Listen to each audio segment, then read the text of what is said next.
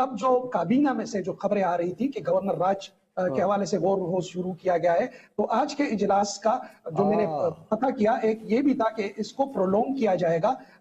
یہ ایک تاثر نہیں فخر بھائی، میں آپ کی یہ جو دوسری انٹرپریٹیشن ہے، میرا اپنا یہ خیال ہے کہ یہ ایک اچھی ڈائیورژن ہوگی کہ گورنر راج لگانا چاہتے ہو، اچھا لگا کر دکھاؤ تو صحیح، ہمارا مینڈیٹ چھینو گے۔ میرے خیال میں آج ایڈوکیٹ جنرل کو بھی شاید بلایا ہے۔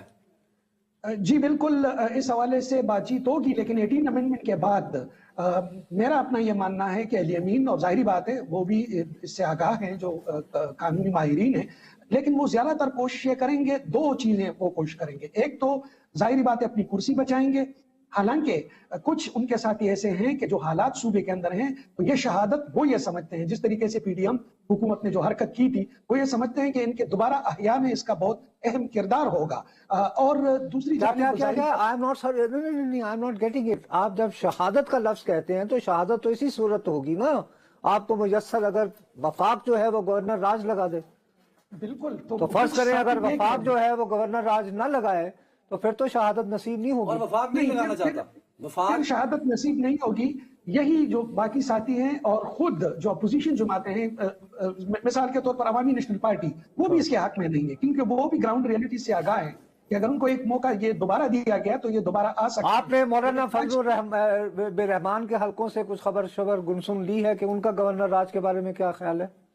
دیکھیں، جب تک ان کا اپنا غلام علی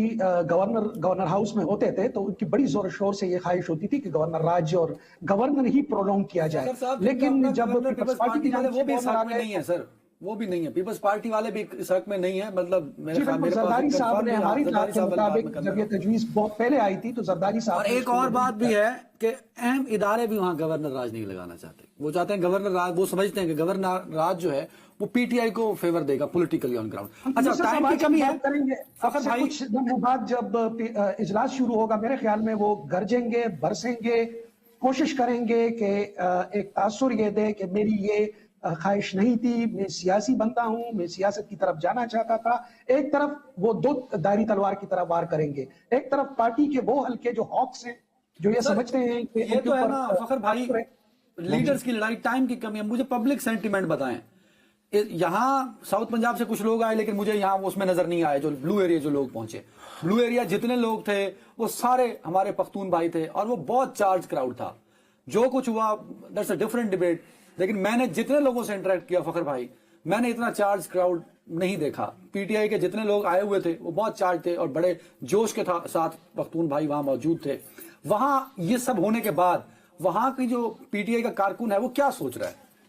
آج تو سب سے پہلے وہ ایک دفاعی پوزیشن کے اوپر تھے، کیونکہ کل جب خبر نشر کا یہ شو ہوا اور جس میں آپ دونوں نے مل کر یہ جو ڈیڈ باڈیز کاؤنٹ کے حوالے سے اور ڈیجیٹل میڈیا کے اوپر جو فیک نیوز اور جس طریقے سے ان کو بھڑکایا جاتا ہے، تو وہی چیز آج ہمیں جہاں آپ کے ہاں ویلاگز میں ملی، اسی طریقے سے یہاں کا جو ڈیجیٹل یوتھ ہے وہ اسی طور پہ کہ کہہ رہا تھا کہ اتنے ڈیتھ کاؤنٹ سے یہ ہے، لیکن جو اہم چیز سارے یوتھ میں بازاروں میں ہو رہی تھی وہ وہی تھی جو مانسیرا میں سی ایم صاحب کو کہا گیا کہ تیری رہبری کا سوال ہے۔ اصل چیز وہ کہہ رہے ہیں کہ ہمارے ساتھ دھوکہ کیا گیا ہے، ہم کفن باندھ کر نکلے تھے اور قیادت ہمیں چھوڑ کر۔ دھوکہ کس نے دیا؟ ظاہر ہے کہ علی امین لے کر گئے تھے، دو لوگ ہیں، علی امین یا بشرا بی بی، دونوں کے اوپر، کیونکہ دونوں ایک ساتھ ہی نکلے تھے اندھیرے میں، اسی لیے یہ بار دونوں کے گلے میں پڑا ہے۔ آج البتہ اسمبلی اجلاس میں علی امین کوشش کریں گے کہ اپنے گلے کا یہ تو اتارے۔